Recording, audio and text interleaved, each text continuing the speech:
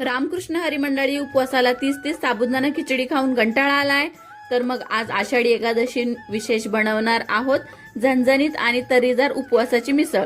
कमी वेळात घरच्या साहित्यात तयार होणारी, बघूनच तोंडाला पाणी सुटेल अशी झणझणीत मिसळ तयार करूया। चला रेसिपी सुरुवात करूया। त्याच्यासाठी आपण 2 बटाटे शिजवून घेतलेले आहे।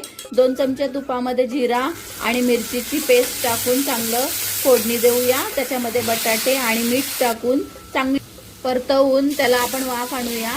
आणि आता आपल्याला वाफ येते तोपर्यंत आपण रश्याची तयारी करूया। त्याच्यासाठी एक वाटण तयार करायचं आहे। 2 चमचे साबुदाणा, 2 चमचे शेंगदाण्याचं कूट आणि अर्धी वाटी ओल्या नारळाचा कीस आणि मिरची घालून वाटण करून घेणार आहोत। एका कढईमध्ये जिऱ्याची फोडणी आणि तिखट टाकून आणि तयार झालेलं वाटण आहे ना ते टाकून छान फोडणी द्यायची आहे।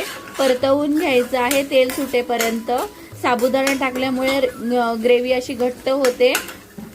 तेल सुटेपर्यंत परतवून घ्यायचे आहे। मग मीठ टाकायचं आहे आणि बेताचंच आपल्याला हवं तेवढं पाणी टाकून आपण उकळी आणणार आहोत। रसा बघा असा घट्टही नाही जास्त पातळही नाही असं आपल्याला रसा ठेवायचा आहे। बघा तयार झालेला आहे आपला रसा, तरी पण आलेली आहे। प्लेटिंग करून घेऊया।